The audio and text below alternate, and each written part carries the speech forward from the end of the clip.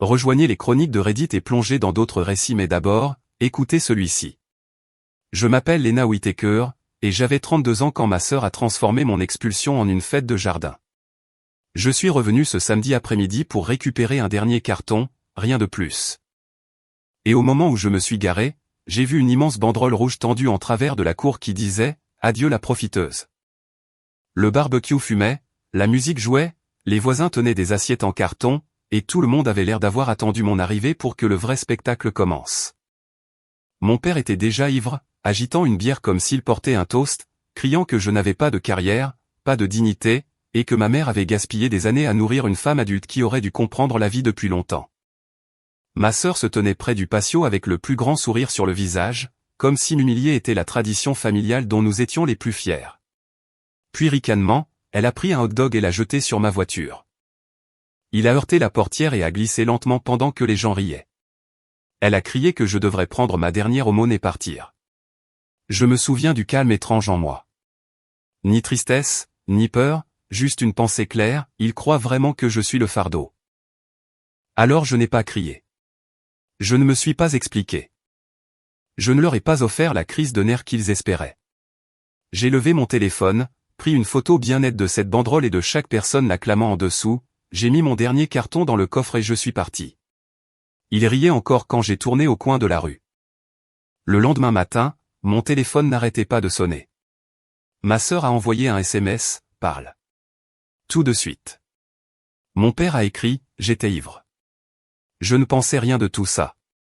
Ma mère a laissé un message vocal disant, « S'il te plaît, décroche. Je t'en supplie. » Avant de vous raconter ce qui s'est passé après mon départ, dites-moi quelle heure il est chez vous en ce moment, et d'où vous regardez. Je veux voir jusqu'où cette histoire voyage avant que la vérité n'éclate enfin. L'histoire que ma famille racontait à mon sujet était assez simple pour que les gens la répètent sans réfléchir. J'avais 32 ans, j'étais célibataire, de retour chez mes parents, et soi-disant encore en train d'essayer de trouver quoi faire de ma vie. Pour eux, travailler sur un ordinateur portable ne comptait pas comme une vraie carrière. Si je ne rentrais pas à la maison couverte de sueur, tenant des outils, soulevant des pierres ou debout dehors dans la chaleur du Tennessee jusqu'à ce que ma chemise soit trempée, alors je ne faisais sûrement rien d'important. Ma sœur aînée, Brooke, adorait cette version, car cela la faisait passer pour celle qui avait réussi. Elle se faisait appeler le visage de Whitaker Outdoor Living, la petite entreprise familiale de rénovation de jardins à Franklin, dans le Tennessee. Ils construisaient des terrasses, des pergolas, des brassereaux, des cuisines d'extérieur et des stations de grillade hors de prix pour des familles qui voulaient que leur jardin ressemble à une page de magazine. Brooke publiait des vidéos d'elle-même marchant sur les chantiers avec des lunettes de soleil sur la tête, parlant de valeurs familiales, de travail acharné et de la création d'espaces magnifiques où des souvenirs pourraient naître. Elle avait un sourire éclatant, une voix forte et le genre d'assurance que les gens confondent avec de la compétence quand ils ne voient qu'une vidéo bien lisse en ligne. Elle ne mentionnait jamais que la plupart de ses projets ne respectaient les délais que parce que j'étais derrière un ordinateur pour nettoyer le gâchis qu'elle laissait derrière elle. Mon père, Ron, avait créé l'entreprise des années plus tôt en tant qu'installateur qualifié. Il connaissait les mesures, la pierre, le bois, les charpentes, le drainage et la façon de mettre un îlot de barbecue à niveau sur un sol irrégulier. Ce qu'il ne connaissait pas, c'était les logiciels, les permis, les contrats, les avis en ligne, la communication avec les clients ou la façon de répondre à un client sans avoir l'air offensé qu'il pose des questions. Ma mère, Marcia, s'occupait de la maison et souriait à côté de Brooke sur les photos de l'entreprise familiale, mais elle ne se demandait jamais d'où venait l'argent quand les factures étaient payées à la dernière minute. Elle préférait la paix à la vérité. Et dans notre maison, la paix signifiait généralement que tout le monde prétendait que Brooke était compétente, que papa était raisonnable, et que j'avais de la chance d'être toléré. Chacun avait un rôle. Brooke recevait les éloges. Papa pouvait jouer au constructeur de la vieille école qui savait tout.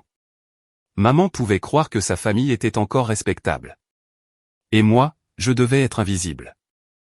3 ans avant ce barbecue, je suis revenu vivre à la maison après une rupture et une situation de location qui s'est terminée plus vite que prévu. Mon propriétaire a vendu la maison de ville que je louais, et j'avais besoin de quelques mois pour me remettre à flot. Je m'étais dit que c'était temporaire. J'avais mon propre travail à distance en tant que consultante en conformité et en système de gestion de projet pour de petits entrepreneurs. Je payais donc mes propres factures, achetais ma propre nourriture quand je le pouvais, et restais la plupart du temps dans mon coin. La première fois que j'ai aidé l'entreprise familiale, c'était parce que Brooke avait oublié de soumettre un permis du comté pour une couverture de terrasse, et le client menaçait d'annuler. Elle est entrée dans la cuisine en agitant son téléphone, disant que le bureau du comté était impossible et que le client faisait des drames. J'ai demandé à voir le dossier. Il n'y avait pas de dossier. Il y avait des captures d'écran, des formulaires à moitié remplis, un certificat d'assurance obsolète et un contrat avec la mauvaise adresse de chantier. J'ai arrangé ça le soir même. J'ai appelé le bureau des permis le lendemain matin, téléchargé les documents manquants, corrigé l'adresse et sauvé le contrat. Brooke a dit à tout le monde qu'elle avait réglé un problème de paperasse. J'ai laissé couler, parce que c'est ce que je faisais à l'époque. Je laissais couler les choses. Puis un autre problème est survenu. Un fournisseur avait besoin d'être payé avant de livrer du bois composite. Un client voulait une mise à jour du calendrier d'installation. L'assurance d'un sous-traitant avait expiré. Un avis Google accusait l'entreprise d'avoir ignoré un client parce que Brooke n'avait pas répondu aux emails pendant 2 semaines. J'ai réglé ça aussi. Un problème en est devenu 5. 5 sont devenus un système. Avant longtemps, je gérais les parties de Whittaker Outdoor Living que personne ne respectait jusqu'à ce qu'elles tombent en panne. Ce qui était étrange, ce n'était pas que ma famille ait besoin d'aide. Les familles ont parfois besoin d'aide. Ce qui était étrange, c'est que plus j'aidais, plus ils se sentaient à l'aise pour me traiter d'incapable. C'est ainsi que le mensonge a grandi. Chaque facture que je corrigeais rendait Brooke plus professionnel. Chaque permis dont je faisais le suivi rendait papa plus fiable. Chaque client en colère que je calmais rassurait maman. Chaque date limite que je rattrapais devenait une raison de plus pour eux de prétendre que tout allait bien. Et d'une certaine manière, dans leur version, j'étais toujours celle qui prenait trop de place. Dès la 2e année, j'en savais plus sur Whittaker Outdoor Living que Brooke.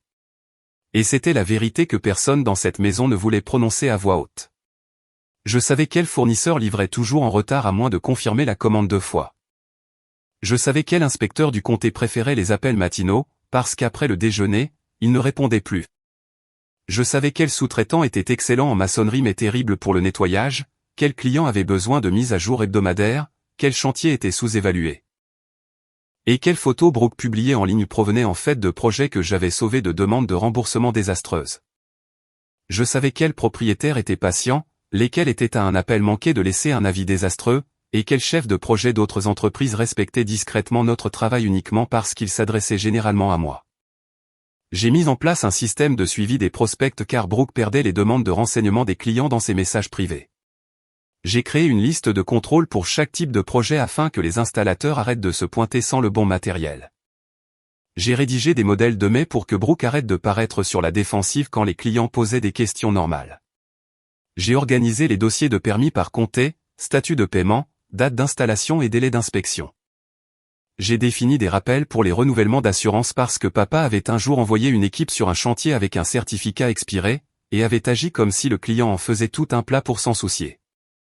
J'ai répondu tard le soir aux messages de propriétaires qui avaient dépensé 40 ou 50 000 $ et voulaient savoir pourquoi personne n'avait confirmé leur créneau de livraison. J'ai fait tout cela tout en faisant mon vrai travail. C'était la partie que ma famille aimait ignorer. Je n'étais pas assise à la maison à attendre qu'ils me nourrissent. J'avais mes propres clients. J'aidais de petits entrepreneurs à mettre en place des systèmes pour qu'ils arrêtent de perdre de l'argent à cause de mauvaises paperasses, de permis manquants, de contrats fragiles, de conditions de paiement floues et d'une communication bâclée. Des inconnus me payaient bien pour les mêmes compétences dont ma famille se moquait tous les jours. Brooke m'appelait, la fille au clavier. Papa disait que je ne tiendrais pas un après-midi à faire du vrai travail. Maman riait doucement et me disait de ne pas être susceptible, comme si être insulté dans sa propre cuisine était un test de personnalité. L'argent, c'était pire. Je couvrais les frais discrètement, car au début, je pensais protéger la famille. Quand la carte de l'entreprise a été refusée pour un acompte sur le bois, je l'ai payé et me suis dit qu'il me rembourserait. Quand le camion de travail de papa a eu besoin de réparation avant une grosse installation, j'ai envoyé de l'argent parce que rater ce travail aurait fait du tort à tout le monde. Quand l'abonnement au logiciel de conception était sur le point d'être annulé, j'ai utilisé ma carte parce que Brooke avait une présentation le lendemain matin et n'avait aucune idée de la façon d'exporter la maquette 3D sans cela.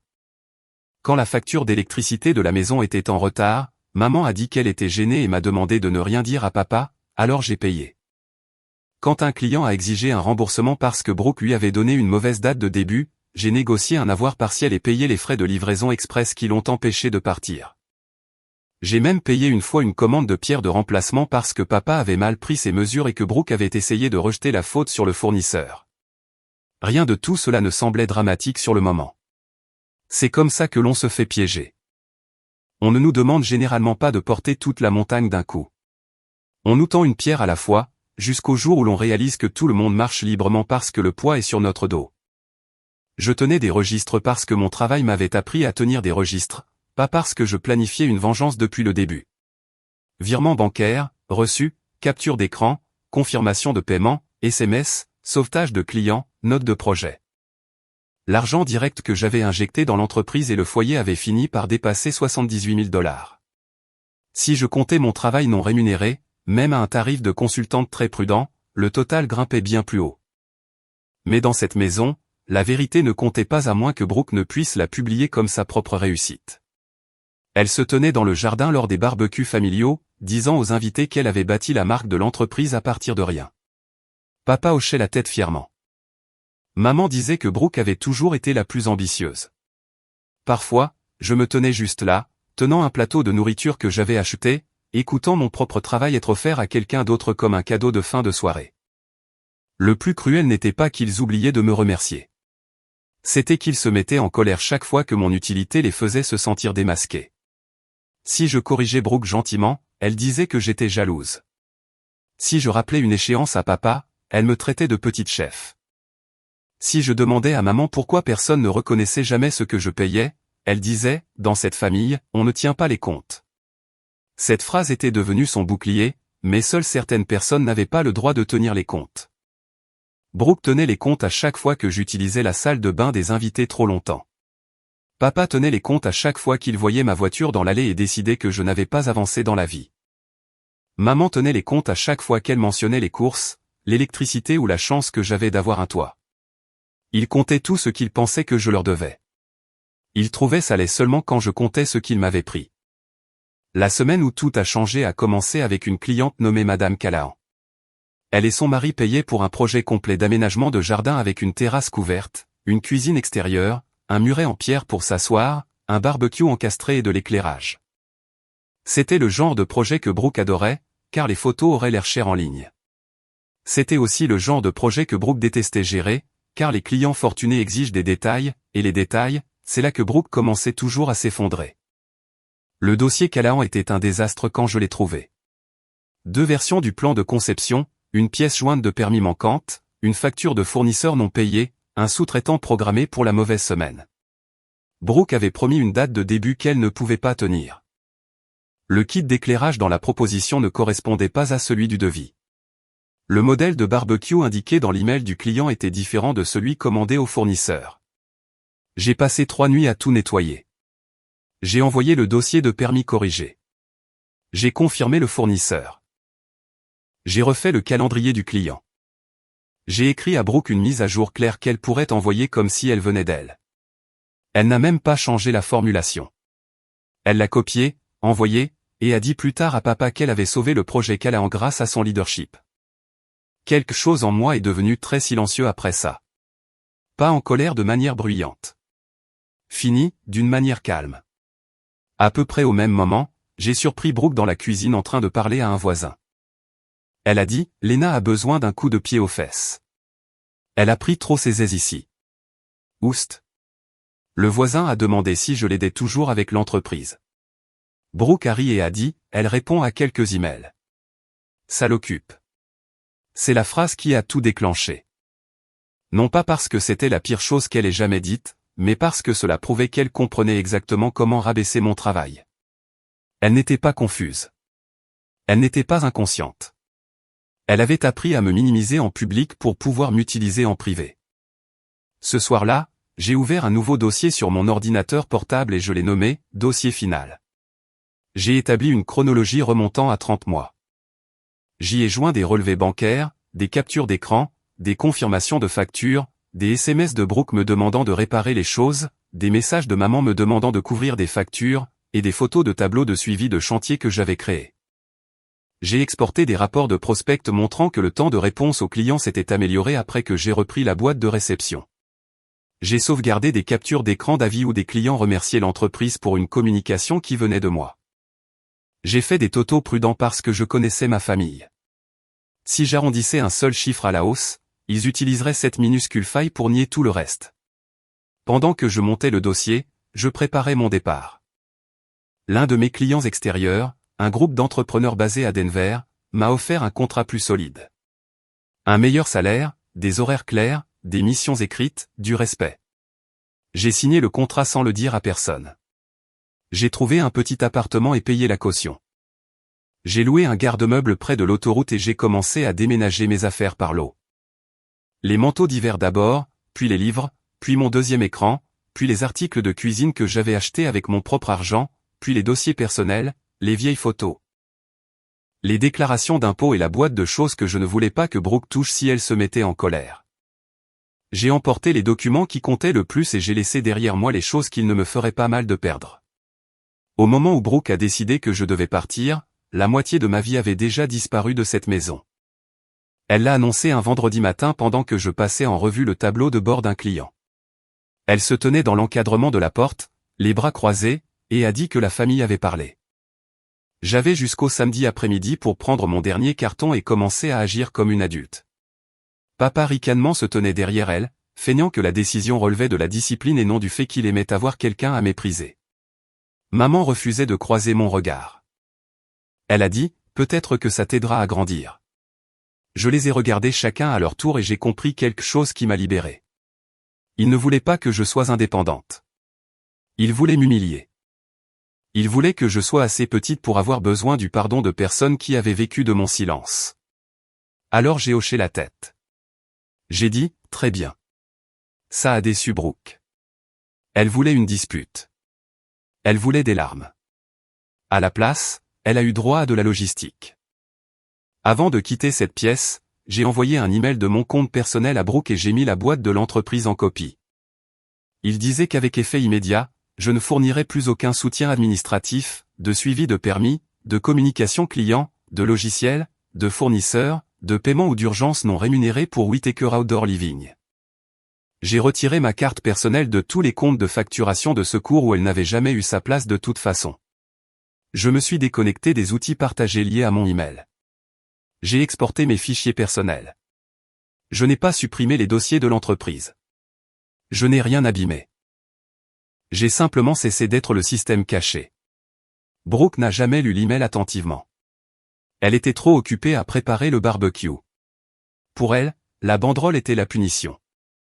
Pour moi, c'est devenu la preuve. Le matin après le barbecue, mon téléphone a commencé à vibrer avant même que j'aie fini mon café. Le premier message de Brooke disait « Parle ». Tout de suite. Pas d'excuses, pas d'explications, juste une exigence comme si j'étais encore assise à l'étage à attendre d'être utile. Une minute plus tard, papa a envoyé un SMS, j'étais ivre. Je ne pensais rien de tout ça. C'était presque drôle parce que personne ne l'avait encore accusé. Il se défendait avant même que je réponde, ce qui m'indiquait qu'il se souvenait d'assez de choses pour avoir peur. Puis maman a appelé 3 fois de suite. Son message vocal était doux et tremblant. Léna, s'il te plaît, décroche. Je t'en supplie. Nous devons comprendre ce qui se passe. Ce qui se passait était simple. Pour la première fois depuis des années, Whitaker Outdoor Living devait fonctionner sans que je n'absorbe les conséquences. Le kit de cuisine extérieure des Callahan n'allait pas être livré parce que la facture du fournisseur n'avait pas été payée. La carte de secours enregistrée était la mienne. Je l'avais retirée. L'inspection du permis n'avait pas été confirmée parce que Brooke avait ignoré l'email du comté que j'avais signalé 2 fois avant de partir. Le dossier du projet comportait 3 versions obsolètes du plan parce que personne n'avait suivi le système de nommage que j'avais créé. La cliente appelait et Brooke ne savait pas quel document était le document final. Le camion de papa avait besoin de carburant pour récupérer des matériaux le matin, et la carte de carburant était plafonnée parce que personne n'avait rapproché les 2 derniers prélèvements. Maman paniquait parce que 2 factures du foyer qu'elle croyait réglées n'avaient été réglées que parce que je les avais discrètement couvertes par le passé. À 9h30, Brooke a envoyé 5 autres messages. Où est le dossier Callahan? Quel mot de passe as-tu changé? Ce n'est pas drôle. Tu fais de la peine à maman. Si ce contrat est annulé, ce sera de ta faute. Ce dernier message m'a montré qu'elle ne comprenait toujours pas. Je n'avais pas changé le mot de passe. Je n'avais pas caché le dossier. Je n'avais pas annulé le contrat. J'avais simplement arrêté de me tenir entre Brooke et le travail qu'elle prétendait faire. Vers midi, un employé nommé Mason m'a envoyé un message en privé. C'était l'une des rares personnes à avoir toujours été correcte. Il a écrit: « Je ne savais pas ce qui s'était passé hier jusqu'à ce matin. J'ai vu une photo. C'était vraiment moche. Je suis désolé. Je n'ai pas demandé de quelle photo il parlait. Je le savais déjà. Quelqu'un au barbecue avait posté une photo souriante avec la banderole rouge en arrière-plan. Ils avaient probablement trouvé ça drôle quand ils l'ont mise en ligne. Ils pensaient probablement que les gens riraient de voir la famille expulser enfin le problème. Mais la cruauté publique vieillit mal une fois que les gens réalisent que la cible était celle qui maintenait tout en place. Ce n'est pas devenu viral de la façon dont on l'imagine. Ça n'en avait pas besoin. Dans une entreprise locale, la réputation voyage à travers les quartiers, les clients, le personnel, les fournisseurs, les parkings des églises, les files d'attente à la sortie des écoles, et les gens qui reconnaissent la cruauté quand ils la voient. Dans l'après-midi, Madame Callahan a envoyé un email à Brooke et a mis la boîte de l'entreprise en copie. Elle a dit que si le statut du permis et la confirmation du fournisseur n'étaient pas clarifiés dès le lendemain matin, elle souhaitait discuter des conditions d'annulation et de remboursement. L'email était professionnel, ce qui d'une certaine manière le rendait pire. Les clients en colère vous donnent de l'émotion avec laquelle vous disputez. Les clients calmes vous donnent des conséquences. Brooke m'a transféré l'email avec un seul mot: répare. J'ai regardé ce mot pendant un long moment. Pas « s'il te plaît ». Pas « désolé ». Pas « je comprends maintenant ». Répare. C'était tout ce que j'avais jamais été pour eux. Une réparation. Une rustine. Un contact d'urgence caché pour une vie dont ils voulaient s'attribuer le mérite. Je n'ai pas répondu. À la place, j'ai imprimé le dossier que j'avais déjà préparé. 36 pages, chronologie, totaux, virements, capture d'écran, sauvetage de clients, journaux de permis, reçus de fournisseurs.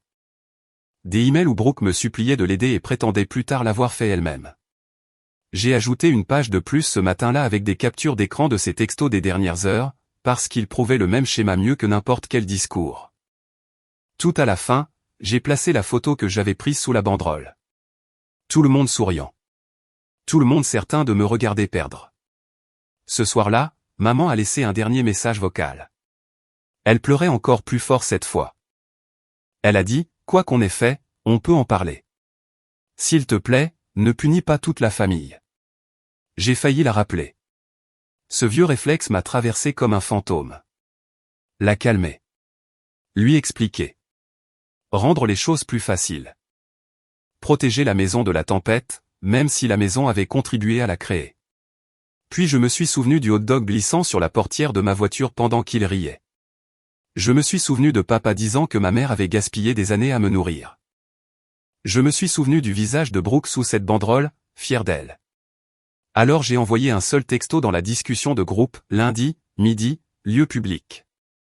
Je m'expliquerai une seule fois. Brooke a répondu immédiatement: « Rentre à la maison. » La rapidité de sa réponse m'a fait comprendre qu'elle pensait toujours que les murs lui donnaient du pouvoir.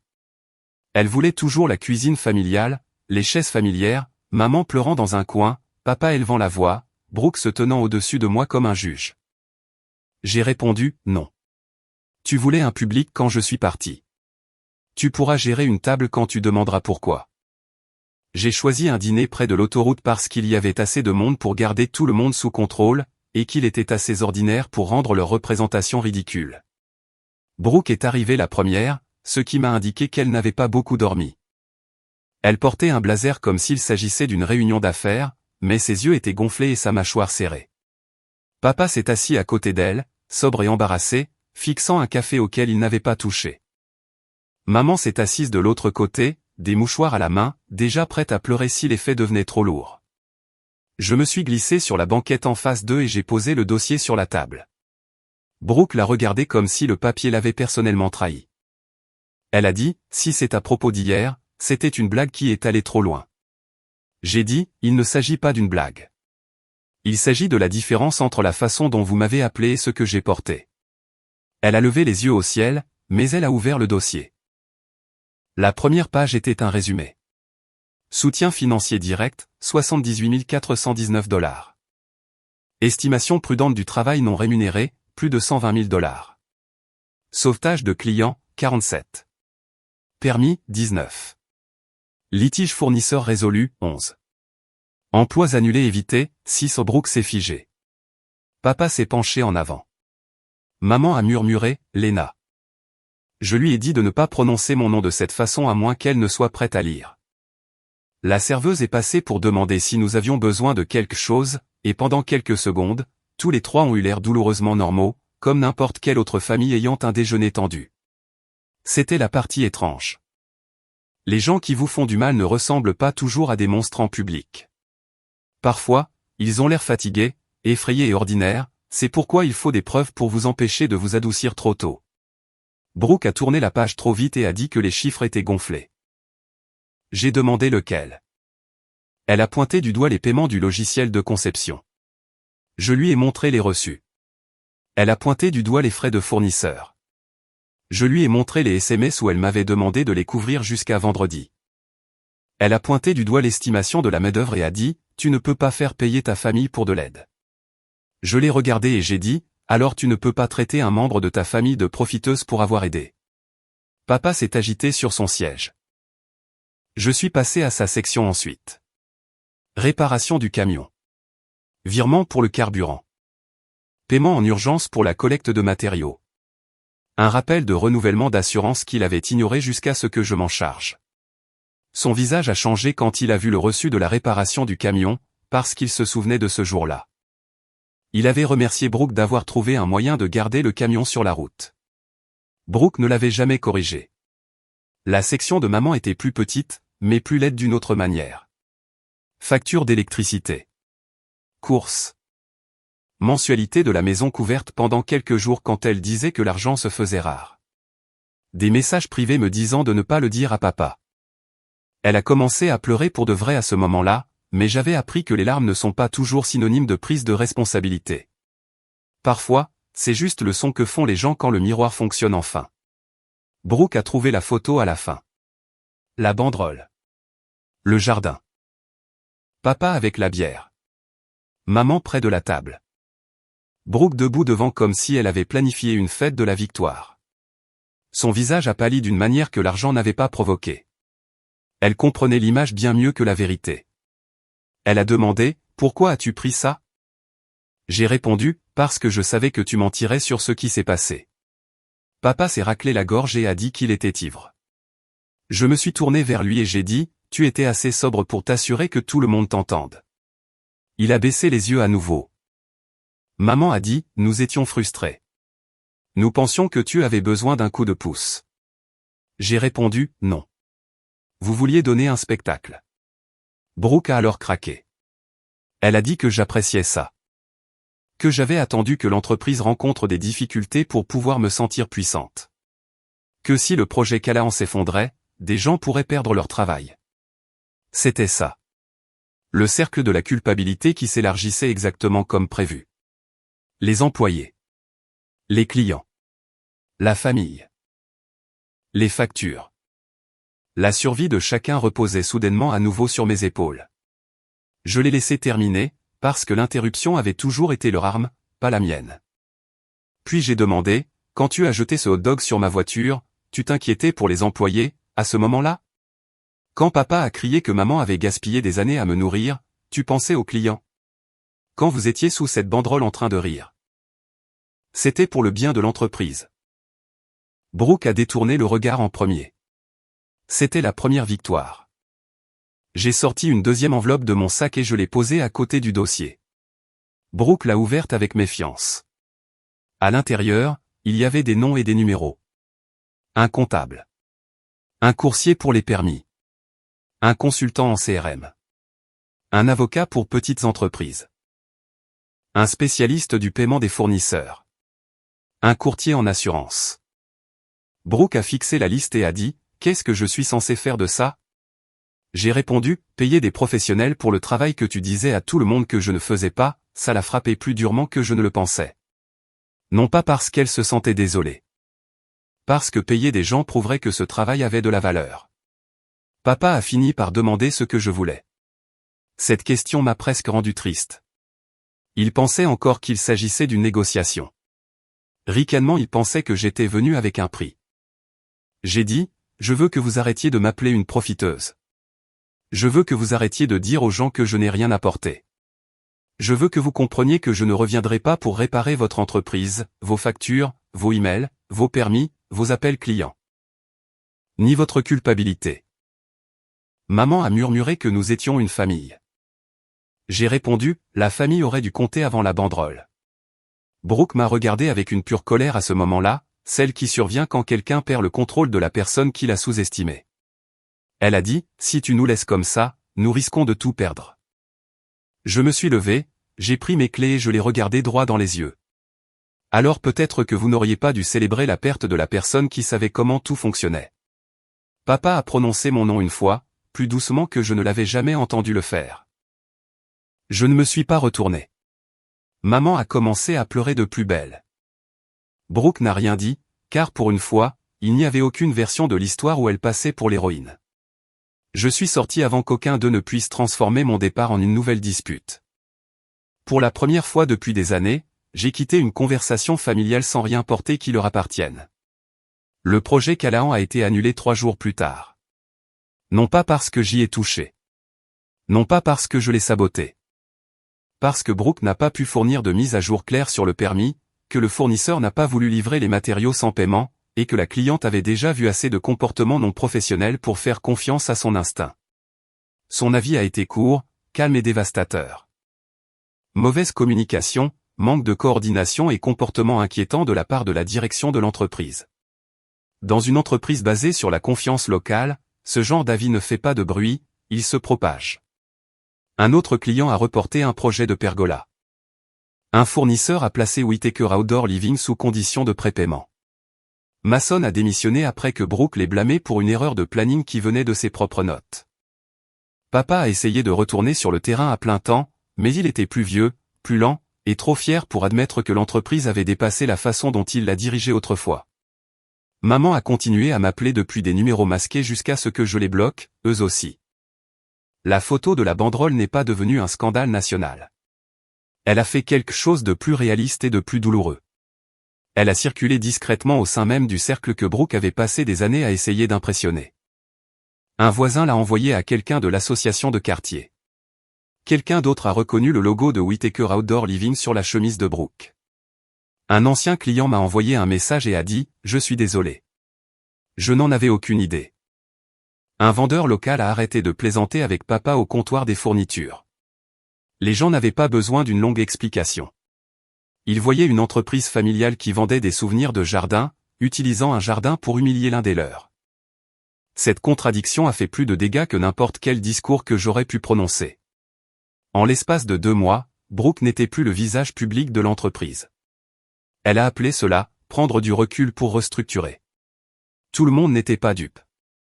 Elle a pris un emploi de vendeuse dans un showroom de meubles d'extérieur, souriant à côté de salons de jardin qu'elle se vantait autrefois de concevoir. Ricanement, papa a continué à prendre de petits chantiers pour couvrir ses dettes. Maman a vendu des bijoux dont elle disait autrefois qu'ils resteraient dans la famille. Leur maison n'a pas disparu, mais le confort, si. L'histoire facile n'existait plus. Il ne pouvait plus me traiter de bonne à rien sans que quelqu'un ne demande pourquoi tout avait empiré après mon départ. Brooke m'a envoyé un texto une fois, tard dans la nuit, 3 mois après le dîner. Je ne savais pas à quel point tu en faisais. Je l'ai lu 2 fois. Puis j'ai répondu, tu en savais assez pour en profiter. Elle n'a pas répondu. J'ai déménagé à Denver avant les premières neiges. Mon appartement était petit, calme, et à moi. Personne ne hurlait à travers la porte. Personne ne traitait mon ordinateur portable comme un jouet tout en dépendant de l'argent qu'il rapportait. Mes nouveaux clients payaient des acomptes d'avance. Mes contrats avaient des limites claires. Pas d'urgence à minuit sans un accord signé. Pas de charge mentale non rémunérée déguisée en loyauté. Plus question de nettoyer les désastres de gens qui insultaient la personne tenant le balai. En 6 mois, mon travail de consultante est devenu une SARL. J'ai aidé de petits entrepreneurs à créer des listes de contrôle de permis, des tunnels de vente, des systèmes de paiement, des plans de récupération d'avis et des processus de communication qui ne reposaient pas sur une seule femme épuisée sauvant tout le monde en silence. Le plus drôle, c'est qu'une fois que j'ai travaillé avec des gens qui respectaient mes compétences, je me suis amélioré. La paix m'a rendu plus affûté. Poser des limites m'a rendu plus gentille, et non plus froide. Je pense encore parfois à cette photo. La banderole rouge, les assiettes en carton, mon père ivre et bruyant, ma mère silencieuse, ma sœur souriant comme si la cruauté était un exploit familial. Pendant longtemps, j'ai cru que cette photo capturait le pire moment de ma vie. Maintenant, je la vois différemment. Elle a capturé le dernier moment où je les ai laissés me définir. La leçon que j'ai apprise n'est pas que la vengeance signifie détruire les gens. La véritable justice ne nécessite pas de tout réduire en cendres. Parfois, il suffit d'arrêter de soutenir une structure qui a été construite sur votre silence. Si les gens ne vous appellent famille que lorsqu'ils ont besoin de votre travail, de votre argent, de votre pardon ou de votre obéissance, ils ne protègent pas l'amour. Ils protègent un accès. Aider sa famille ne devrait jamais exiger d'effacer sa propre valeur. L'amour sans respect se transforme en exploitation. La loyauté sans limite se transforme en cage. Et une personne qui a discrètement porté tous les autres mérite plus qu'un merci une fois les dégâts faits. Elle mérite d'être vue avant de s'en aller. Je n'ai pas regretté d'être parti. J'ai regretté d'être resté assez longtemps pour croire qu'être utile était la même chose qu'être aimé. J'ai regretté chaque fois que j'ai justifié une insulte parce que quelqu'un était stressé, fatigué, ivre, effrayé ou membre de ma famille. Mais je ne regretterai jamais la photo, le dossier, le silence, ni le matin où ils ont enfin compris que la femme qu'ils traitaient de profiteuse était la raison pour laquelle tout leur petit monde tenait encore debout. Alors, si vous avez déjà été la personne qui maintient tout en place pendant que tout le monde vous traite de problème, souvenez-vous de ceci. Vous n'avez pas besoin de crier pour prouver votre valeur. Vous n'avez pas besoin de détruire qui que ce soit pour rendre la vérité visible. Parfois, la chose la plus puissante que vous puissiez faire est de partir les mains propres, de garder vos preuves, de construire une vie meilleure, et de laisser les gens qui riaient sous la banderole expliquer pourquoi ils vous supplient soudainement de revenir.